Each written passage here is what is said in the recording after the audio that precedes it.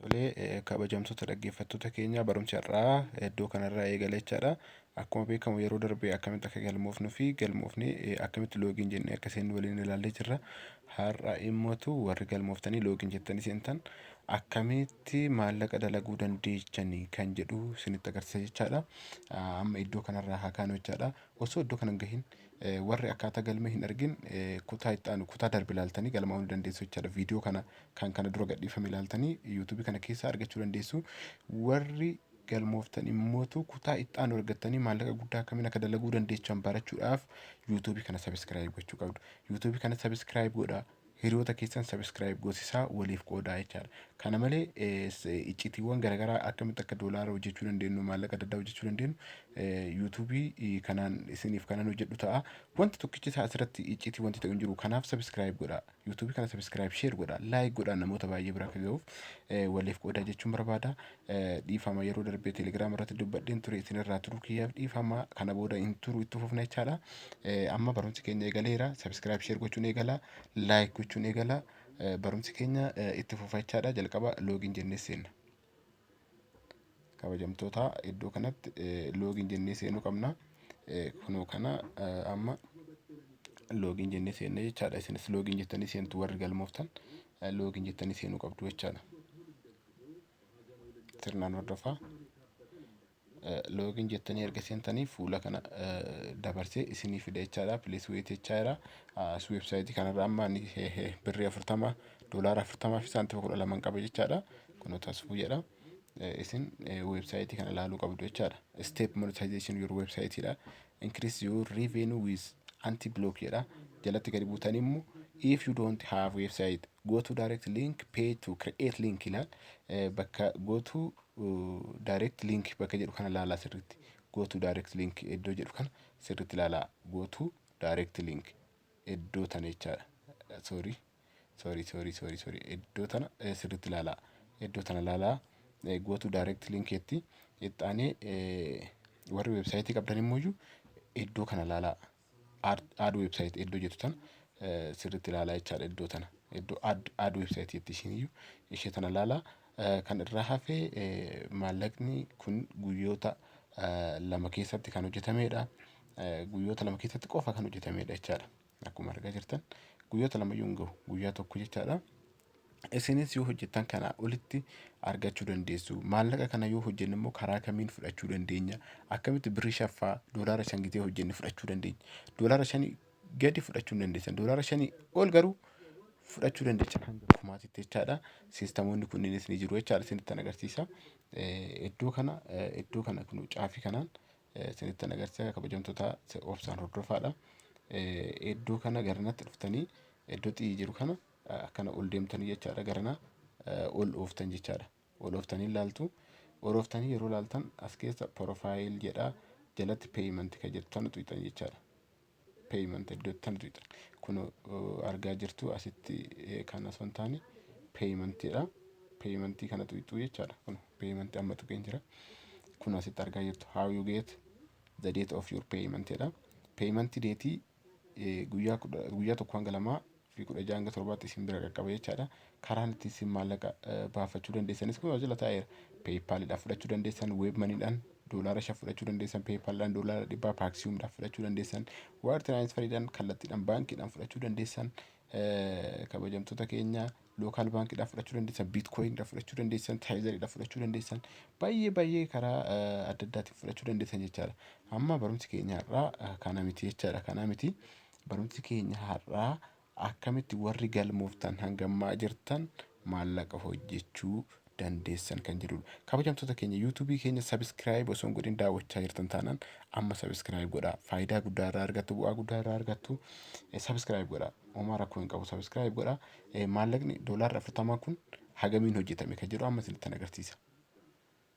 Hordofaa hagamiin hojjetame nama meeqa yoo ilaale maallaqa ganaan hojjechuu danda'a. Kun margaa artan. Impireeshinii nama 205 CPM'n 195 tuqaa 70 707 jedha. Asitti riiveenuun kiyya 40 tuqaa 120 jechaadha. Kuni 120 kuni maallaqa xiree gara baalaansii kiyyaa irratti walitti naaf qabamee jiru jechaadha. iddoo kanatti. Amma isin wanti gochuu qabda weebsaayitii yoo hin qabaanne weebsaayitii malee hojjechuu dandeessan jechaadha. Sirriitti hordofaa. Iddoo kana dhuftan sirriitti hordofaa. Iddoo kana dhuftanii iddoo kun mallattoo kanaatti agarsiisan jira. Iddoo kana tuqxanii iddoo san gisee tokko waliin tuqna jechaadha. Obsaan nu eegaa iddoo tana al tokko hin tuqna jechaadha. Kabajamtoota keenya lola gochaa jira. Obsaan eegaa iddoo kanatti nu fida jechaadha. Iddoo kanatti gaafa inni nu fidu amma immoo kutaan ixaanu iddoo kanatti erga dhufneen booda iddoo kana tuqna jechaadha. Kun iddoo kana kabajamtoota keenya iddoo kana tuqxan. Iddoo kana erga tuqxaniin booda create direct link jedha. Create direct link kana al tokko ni tuqxu jechaadha. Create direct link erga tuqxaniin booda wantoota akkana isinii fida. Tokkoffaa adult kan jedhu kana jechaadha. Amma kun adult iddoo jedhu kana tuqee isin agarsiiseera. Adult kan jedhu kana tuqxanii lammaffaa irratti ishee tana tuqxan, sadaffaa irratti ishee tana tuqxan, afuraffaa irratti ishee tana tuqxan jechaadha. Sirriitti viidiyoo kana irra deddeebi'aa ilaalaa. Sirriitti deddeebi'aa ilaalaa. Waliif qoodaa, subscribe godhaa, like, share godhaa. Iddoo kana erga tuqxaniin booda caafii irratti dhumarra gisee geessan iddoo kana erga tuqxaniin booddee ammas iddoo kana tuqxanii iddoo kana iddoo mallattoo diimaa itti godhe kana tuqxanii aad jettuun jechaadha. Aad gootu kun aad godheen jira. Akkuma argaa jirtan go it jedha kun add new direct link. Your request has been submitted. You can paste your codes. NC they are approved jedha jechaadha. Go it jennaan jechaadha iddoo kana tuqne. Kabajamtoota keenya kun direct linkiin keenya jala kanatti akkuma argaa jirtan pending jedhee jira jechaadha.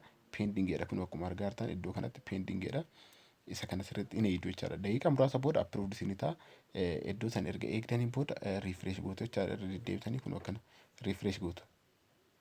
Kompiitara keessan yookaan bilbila keessan refresh ni gootu. Refresh erga gootaniin booda deebitanii iddoo kana ni ilaaltu jechaadha. Iddoo kana.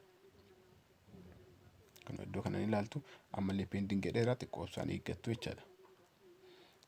Kabajamtoota keenya waan addaatti argattu waan ta'eef jireenya keessan jijjiirtuu YouTube kana subscribe gochuun dagatina. Subscribe godhaa waliif qoodaa waliin hinaaf hinaa. Wanta jechuu barbaadu irratti wal'inaaf namni keenya maaliif akka ta'e naaf galuu baatus wal'inaaf haa guddisuu jechaadha. Kun ifa ta'uu qaba. Kanaaf isin immoo kana keessaa baatanii waliif qoodanii hiriyoota keessanitti agarsiisuu qabdu. Namoonni baay'een hin hubatan sammuu isaaniitii olitti ta'a. Ani karaalee adda addaa karaalee hedduu karaa direct yookaan indirect ta'an karaa ittiin hojjetan isinitti agarsiisa jechaadha. Haga inni kun approve ta'u ammallee wantoota adda addaa isiniin agarsiisa. Iddoo kana kun maal akka jedhu dubbisuu dandeessu. Click green create direct link button below to start jedha. Isa kanallee dubbisaa. Isa kanallee asiin ilaalaa. Asitti illee kanneen illee dubbisaa jechaadha. Isin yoo dubbistan waan baay'ee irraa argattu. Amma refresh goonee haa ilaallu jechaadha. Direct linkiin keenya approved ta'e immoo hin taane kan jedhu jechaadha. Kabajamtoota keenya akkuma isiniin jedhe YouTube kana subscribe gochuun irraanfatina. Warri galmooftan akka kanaan hojjettu jechaadha. Iddoo kanatti kun approved ta'ee jira jechaadha. Kan amma nu approved ta'e kan amma approved ta'e kun linkii number 2 jedhu kana jechaadha. Sorry number 2 kun isa kana jechaadha. Isa kanatti approved ta'e kuni kanaan irratti hojjechaa ture. Tan amma approved ta'e isa jala isa gubbaarra jiru kana jechaadha. Isa tokkoof lakkoofsa 2 jedhu kana jechaadha. Isa kanatu approved ta'e jechaadha. Isa lakkoofsa 2 kana jechaadha. Sirriitti ilaalaa. Isa lakkoofsa 2 kana jechaadha.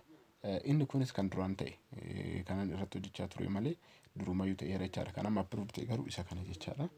Kabajamtoota keenya erga kan hanga asii hojjenneen booda amma hoo maaltu nu hafa kan jedhu kan waliin ilaallu ta'a. Mallee kun zoom godhee isinitti agarsiisaa jira. Copy jetti. Iddoo copy jedhu kana kun akkuma argaa jirtan copy jedha inni iyyuu jechaadha. Iddoon kun kun sorry xiyya kanatti qofa fayyadamuu hin dandeenye isaatu na rakkisaa jira. Iddoo kunoo kana copy jedhu kana al tokko copy gootu jechaadha. Erga copy asii gootaniin booda inni linkii mataa isaa danda'e isinii kenna. Linkii kana fuutanii Facebook irratti paste gootu, Facebook adda addaa irratti, Telegram keessan keessatti iddoowwan adda addaa irratti barbaadanii deemtanii post gootu jechaadha. Erga isin linkii kana post gootanii maal bu'aa qabaa jechuu dandeessu. Linkii kana post erga gootaniin booda namni tokko dhufee linkii kana click gaafa isinii godhe linkii bakka isin fakkeenyaaf amma asii copy godhee kunoo copy godheen jira. Asii fuudhee deemee iddoo wayitirratti paste godhe jechaadha. Iddoo wayitirratti gaafa naqee paste godhu Facebook irratti ta'uu danda'a, Instagram irratti ta'uu danda'a, TikTok irratti ta'uu danda'a. Namni baay'een dhufee liinkii kana gaafa tuqu beeksisa arguu jira jechaadha. Beeksisa san gaafa argan kallattiidhaan doolaara argachaa deema jechaadha. Hanga asii deemnee ilaallee jirra. Liinkii kana erga hojjettaniin booda warri hojjettaniin booda yoo isin hojjechuu dide deebitanii na dubbisuu dandeessu yookaan immoo kun tiimiin isaa as jira jechaadha. Tiimii kana xuyxanii kun asirraan gaafachuu dandeessu. Kun as keessatti gaafii barbaadan gaafachuu dandeessu. Seera qabeessa wanti si yaaddessu hin jiru. Wanti si yaaddessu tokko illee hin jiru. Wanti kun seera qabeessa. Wanta namoonni kaan appilikeeshinii asiin tuqaa achiin tuqaa jedhanii soban kana miti jechaadha. Wanti seera qabeessa waan ta'eef akkanatti hojjechuu dandeessu. Uummanni keenya garuu jalaa dhukateera dhoskaniiru jechaadha. Warroonni weebsaayitii adda addaa kan fayyadaman kunneen baay'ee dhosku. Wanti ifaa osoo jiru wanta ifa hin taane himan jechaadha. Isin wanti isin gochuudha qabdan bifa kana wanta isin hin galle yoo jiraate koomentii jalatti naa barreessaa. Viidiyoo isin ifan hojjedhaa. Kabajamtoota keenya viidiyoo kana laayik godhaa, sheer gochuun irraanfatinaa. Ulfaadhaa galatoomaa nagaan turaa jecha. Yuutuubii keenya sheer godhaa, laayik godhaa, waliif qoodaa jecha nagaan nu tura.